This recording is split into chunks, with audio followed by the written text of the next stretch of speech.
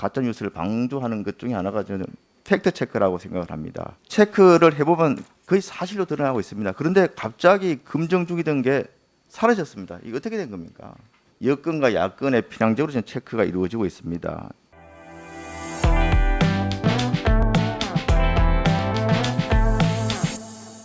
예, 대구 북구을 출신 국민의힘 김성수입니다. 자유 언론은 어떠한 구실로도 억압될 수 없으며 어느 누구도 간섭할 수 없는 것, 자유 언론에 역행하는 어떠한 압력에도 굴하지 않고 자유민주사회 존립의 기본 요건인 자유 언론 실천에 모든 노력을 다할 것. 우리 방통위원장님, 이게 어떤 이야기인지 아십니까?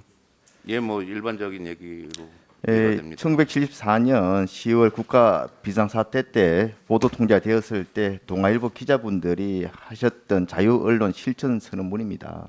뭐 지금 들어도 이게 가슴 뭉클합니다. 그동안 많은 언론인들 또 민주운동가들의 노력이 있었기 때문에 우리나라의 그 언론 표현의 자유가 지금처럼 많이 향상이 됐습니다.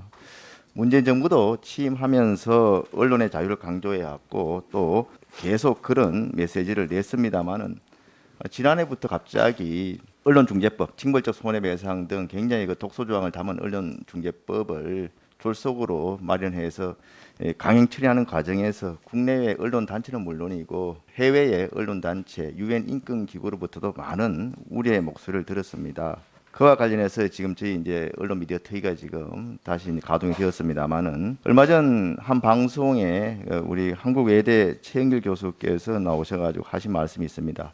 지금 우리 미디어 특위에서 언론중재법 외에도 정보통신망법, 신문법, 방송법 등 뭐 여러 가지를 지금 다루어야 되는데 굉장히 우리 특위의 존속 기한이 금년 말까지입니다. 불과 얼마 남지 않았습니다. 그래서 이분이 하신 말씀이 이렇게 짧은 기간 내에 합의가 가능하냐 이런 질문을 던지기 전에 저는 이 짧은 기간 안에 합의를 해서는 안 된다 이렇게 이야기를 하고 싶다 말씀하셨습니다.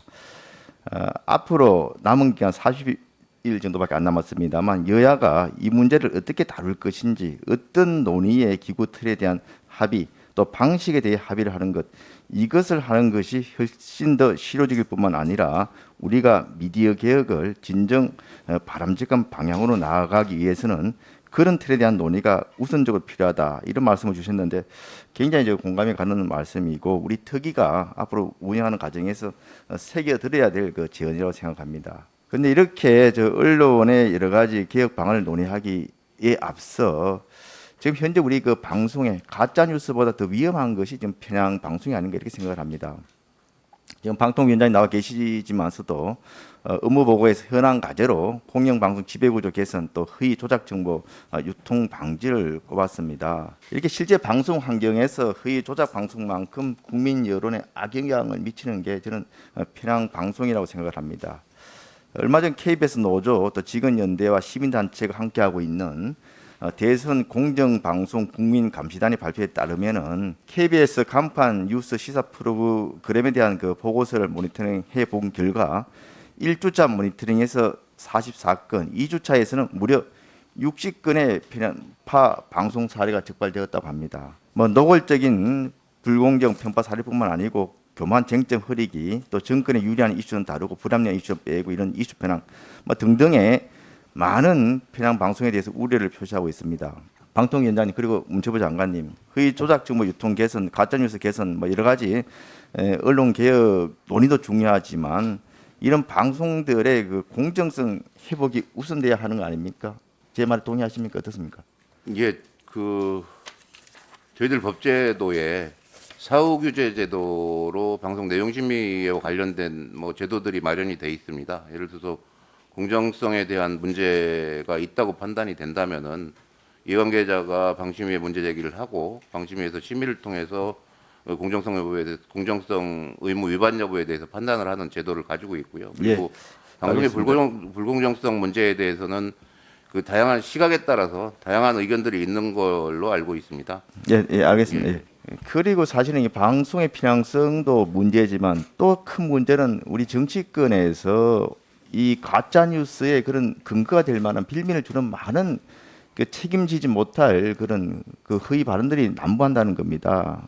얼마 전 그 민주당 그 선대 총괄특보단장을 하고 있는 안민석 그 의원은 김혜경 그러니까 이재명 그 후보 부인 낙상 사고 관련해 가지고 그러니까 윤석열 캠프에서 만세를 불렀다는 거 아닙니까? 이런 이야기를 했습니다. 이게 사실입니까? 이 안민석 이 의원은 여러 가지 진짜 이게 확인되지 않는 그런 발언으로 아주 뭐 정평이 나 있습니다. 최순실 씨 관련해 가지고 독일 검찰이 최순실 씨 재산을 돈 세탁한 규모가 수조 원대라는 이런 발언도 했었고요. 또 윤지호 씨, 고 장자연 씨 관련된 거짓 증언한 윤지호 씨 관련해 가지고는 국회가 방패막이가 되겠다 해서 윤씨 두둔에 앞장서기도 했습니다.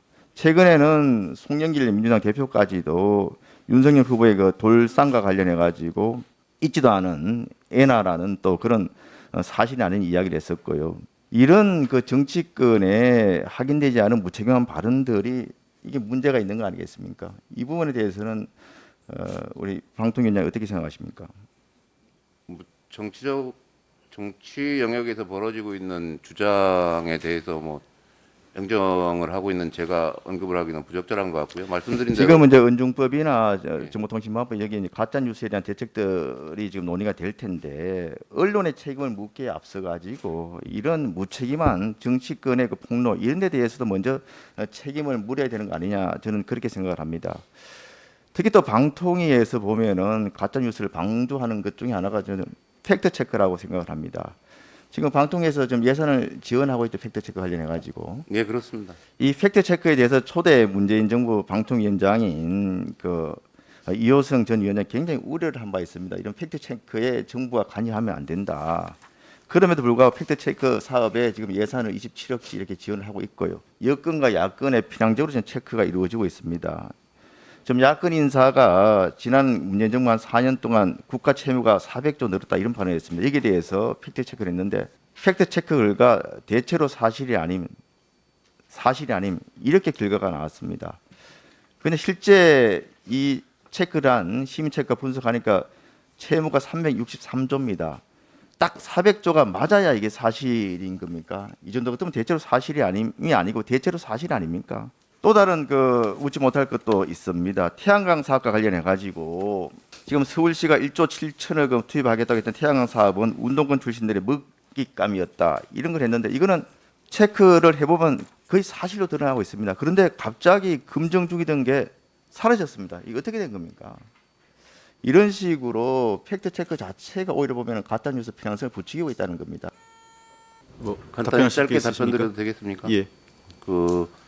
일단 팩트체크 플랫폼인 팩트체크 넷과 관련해서는 방통위는 그 시스템을 만들고 시스템을 운영하는 데 필요한 예산을 지원할 뿐이지 팩트체크 넷의 운영은 그 운영 주체들 민간 영역에서 이루어지고 있고요. 지금 말씀하신 정치전 영역의 팩트체크 문제는 팩트체크 콘텐츠가 총 뭐 그 당시 조사될 당시 130여 건 중에 정치 관련 건은 불과 뭐 10몇 건 정도에 불과합니다. 그래서 큰 비중을 차지하지 않고 있고요.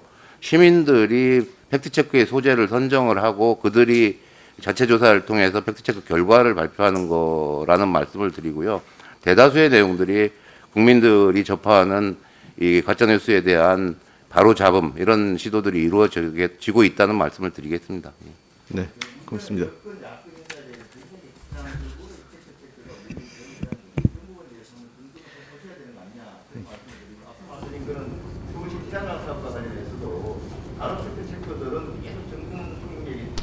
뜨고 있는데 갑자기 그 소식도만 관련해서 여권에 불리한 내용이 있습니다. 그러니까 저희들 입장에서는요.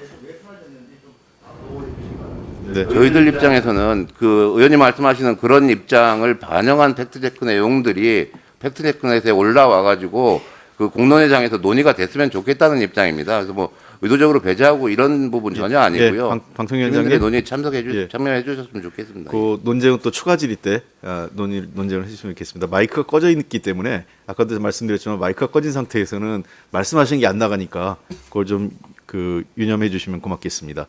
다음은 안병길 위원님.